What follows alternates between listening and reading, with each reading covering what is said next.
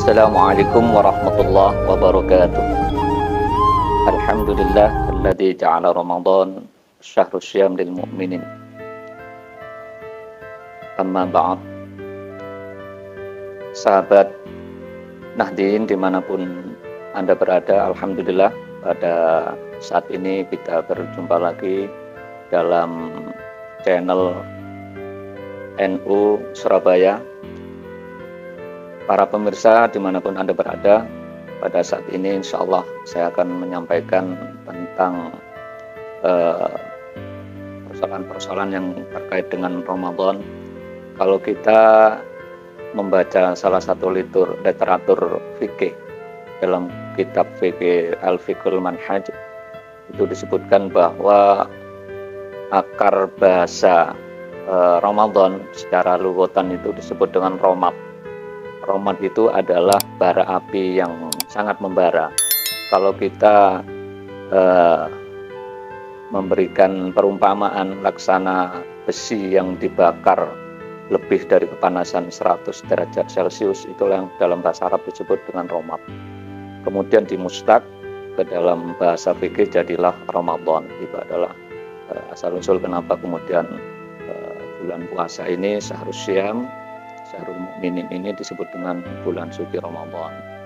Kalau kita tarik ke belakang asal-usul di zaman azali, manusia ini kan awalnya kan Allah ciptakan sekaligus, mulai dari ruh arwah dari Nabi Allah Adam dan termasuk para manusia yang Allah belum lahirkan ke bumi ini, ruhnya sebenarnya sudah ada.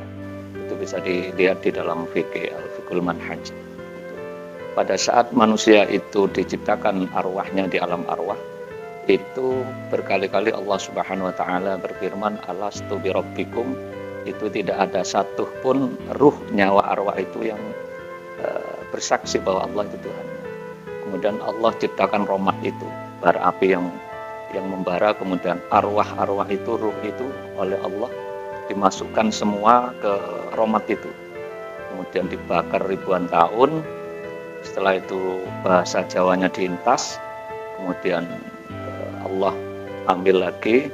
Setelah itu Allah berfirman, alastu birabbikum, maka secara aklamasi ruh-ruh itu, arwah itu kemudian menjawab, bala syahidna, dan menyaksikan bahwa Allah itu adalah Tuhan. Ini adalah proses awal penciptaan nyawa ruh arwah manusia di alam arwah. Kemudian setelah itu berproses ke alam rahim. Alam rahim ini variatif sekali. Ada yang 7 bulan, 8 bulan, 9 bulan, bahkan ada sampai 1 tahun. Lahir, pindah lagi ke alam ketiga, alam dunia. Dan ketika manusia oleh Allah diberi casing, ruh dipadukan dengan jasad, maka perilaku-perilaku awal itu terulang lagi. Terulang, manusia sudah mulai membangkang, ada beberapa yang kemudian tidak patuh, ingkar kepada Allah dan Rasulnya, kemudian untuk membakar dosa-dosa, membakar kesalahan, membakar akan ingkar itu, kemudian Allah tidak menciptakan romat yang membara, tapi Allah ciptakan bulan puasa, bulan suci yang kemudian disebut dengan syahrul Ramadan, yang dalam Al-Quran dijelaskan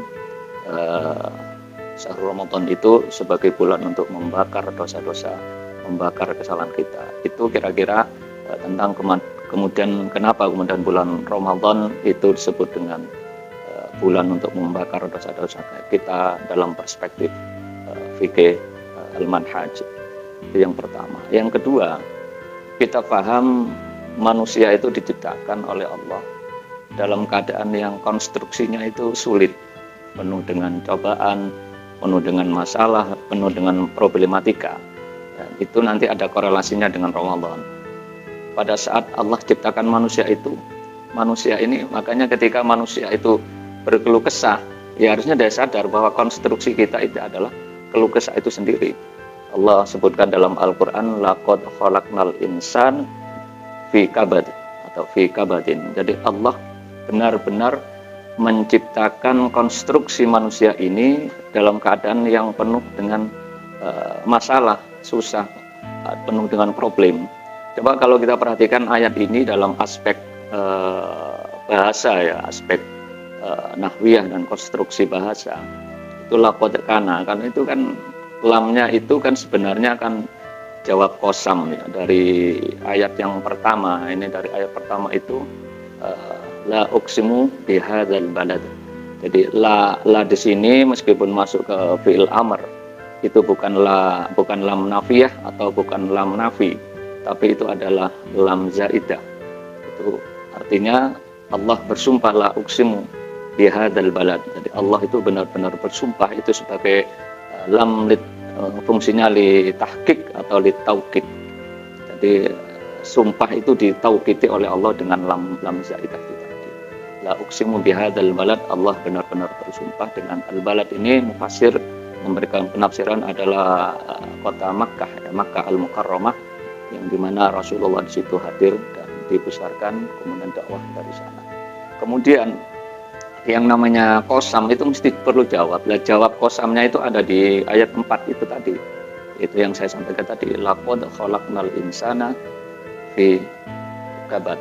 Jadi bahwa manusia itu jawab qasam daripada sumpah Allah di ayat pertama, bahwa manusia itu diciptakan oleh Allah dalam keadaan yang susah payah. Kita ini mau nggak mau, kita mulai dari kecil itu kadang-kadang ya kita susah dalam untuk menempuh pelajaran dengan teman. Kadang-kadang kita sudah selesai kuliah, itu kita masih susah dengan persoalan nanti kita harus cari kerja di mana, ngelamar macam-macam. Termasuk mungkin adik-adik remaja yang pada saat ini lagi kasmaran ya, mencari jodoh gitu ya, mencari jodoh. Jadi dia susah gitu ya, mencari jodoh yang seperti apa, itu susah itu. Butuh lobby, mungkin butuh duit banyak, mungkin butuh istikharah dan lain sebagainya, jika perlu ya puasa. Itu pun setelah dapat jodoh susah dalam memanage keluarga untuk bagaimana. Kemudian Allah berikan karunia anak, itu susah lagi untuk merawat anak, nyokolahkan, besarkan. Karena memang konstruksi awalnya itu fika batin itu. Jadi Allah ciptakan manusia dalam keadaan susah payah. Bahasa guyonane lek gak gelem susah ya ojo tadi menungso. Nah, maksud saya begini, apa korelasinya dengan bulan suci Ramadan? Maka kita manfaatkan bulan Ramadan itu untuk menjadi media, paling tidak untuk menekan kita sambat kepada Allah yang telah menciptakan kita dalam keadaan susah itu.